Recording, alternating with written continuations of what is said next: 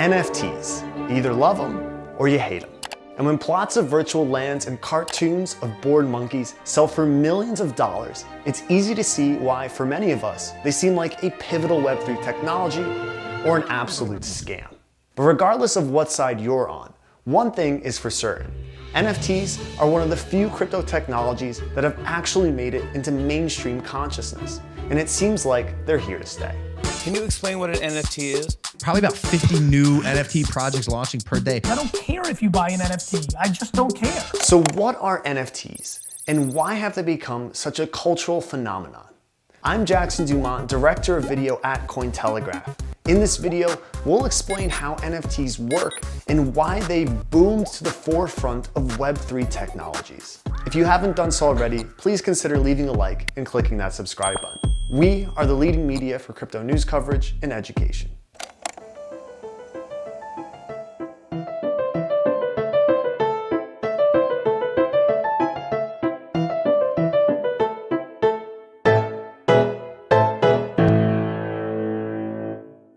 What are NFTs? NFT is short for non-fungible token.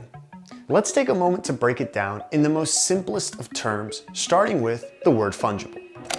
Something is fungible when it can easily be replaced with another identical thing of the same value. A $100 bill like this one can easily be replaced by another $100 bill. After all, a penny is, well, a penny. On the other hand, something non-fungible is non-replaceable. It's unique, a lot like there's only one Sistine Chapel or one Starry Night. And because it's rare, it has got the potential to be incredibly valuable. But how do you ensure that their uniqueness is always protected? That's where the crypto technology called blockchain comes in. The blockchain is the most secure form of ledger. A network of computers reads and approves transactions and data at all hours of the day, not just from 9 to 6. If you want to learn more about blockchain, you can watch our video here. The proof of who created a digital or physical item, along with any other vital information, is recorded on the blockchain. The blockchain creates a digital signature in the form of a token. The token can't be edited, meaning it's immutable. And to access your item, you need to access the token that tells you where the image is hosted on a website or distributed file system. And there you have it, the NFT in NFTs. People often say, hey Jackson, why would I pay money for an NFT when I can just copy and paste a JPEG of the NFT and take it for myself? Well, Karen, you can right-click and save it, but you can't own it. NFTs are the technology that allow you to own digital created goods in the digital space. Having a photo on your desktop doesn't mean you own it. It just means it's there on your desktop. So yeah, you can copy a digital file of the art that's included with an NFT as many times as you want. But thanks to the power of blockchain, NFTs are designed to give someone something that can't be copied: ownership.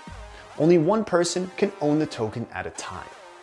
NFTs provide unique, verifiable, and immutable, the holy trinity, proof of ownership of digital goods. True digital ownership of assets through NFTs is a revolutionary idea that will transform how we interact with the internet.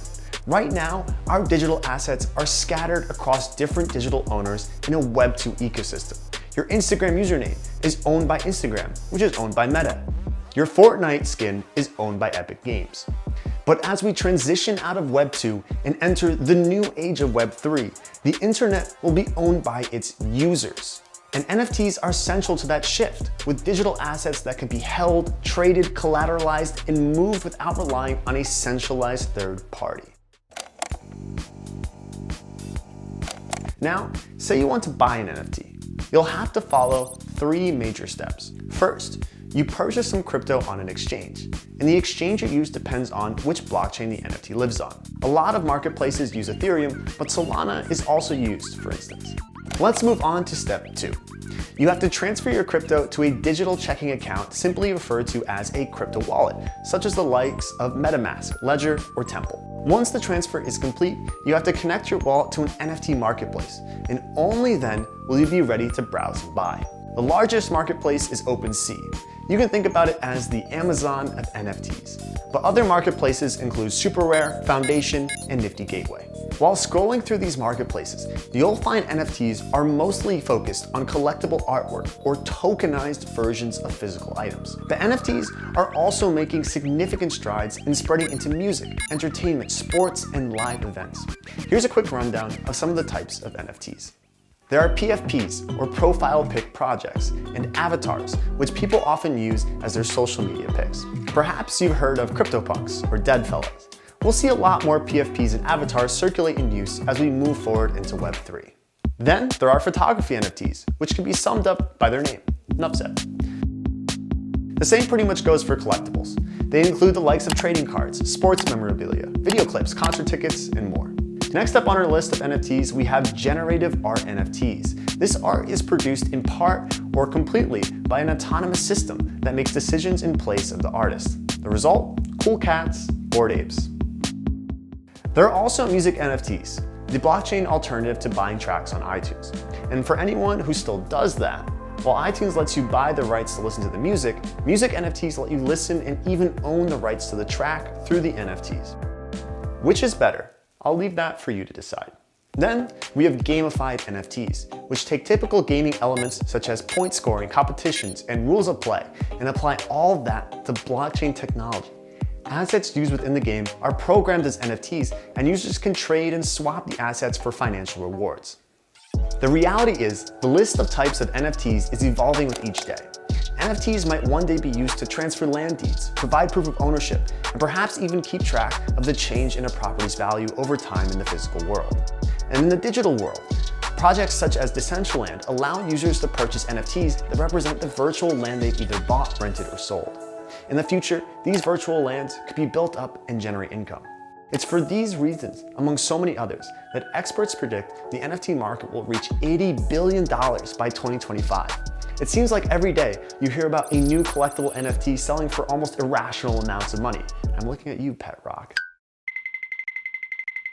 But while it's true that the market for NFTs did explode for a sweet period in 2021, it's unclear whether we'll have a boom like that again. The future of NFTs. Is it all a scam? I'll be upfront with you. NFTs have been a roller coaster ride. As any technology in its infancy, it's prone to the influence of some evil players.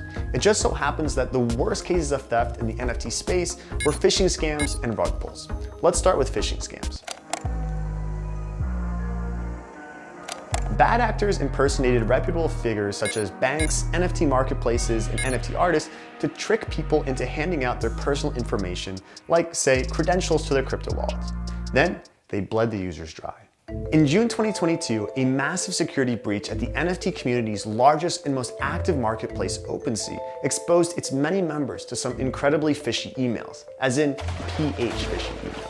Any OpenSea user who had shared their email address with the site at any point in time had their information handed over to a so-called unauthorized third party. The hack saw $1.7 million worth of NFTs stolen.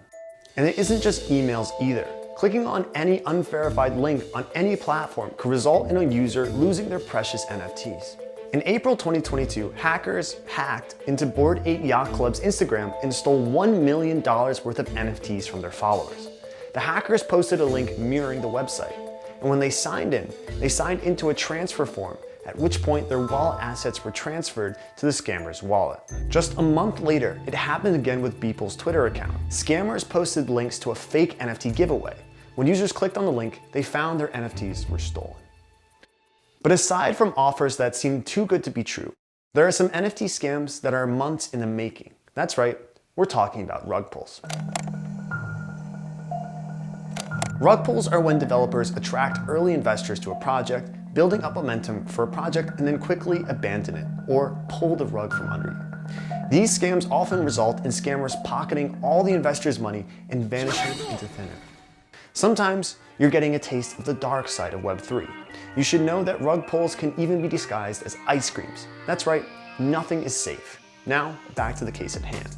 NFT project Frosties was an ice cream themed collection of 8,888 NFTs. The founders built up a community on Discord and promised NFT collectors anything from merch and raffles to a sizable fund to ensure the project's longevity. The NFTs were priced at 0.04 ETH per mint, and when the collection sold out in a matter of hours, the team had pulled in 335 ETH, or roughly $1.3 million. But then just like that, the project website and their Discord quickly disappeared, and so did the founders. The funds were transferred to various wallets. The US Department of Justice picked up the case and launched a 2-month investigation. New York prosecutors arrested and charged the founders with conspiracy to commit fraud and money laundering. The case is the department's first NFT rug pull. It's one for the books. If there's any bright side to all these scams, it would be that we've gotten better at detecting them. Thanks to social media NFTs spreading like wildfire, an increasing number of people are a little too quick to hop on the bandwagon without having any knowledge about the Web3 space. It would be a pity to mistake NFTs as a scam technology when it's clear that most of the blame for these scams fall on bad actors. That being said, it's a new technology. It's a blank canvas waiting to be given a purpose. And in due time, the technology will improve itself. It will be more resistant to bugs and hackers. Until that happens, we need to be wary and educate ourselves of the realities of creating and buying NFTs. It's up to us to learn how to identify safe and unsafe projects when we make life-changing investment decisions. If you enjoyed the video, be sure to like it and leave us a comment below. And please don't forget to subscribe to the channel. The Cointelegraph Cryptopedia is your guide to the chaotic space of blockchain technology and cryptocurrencies.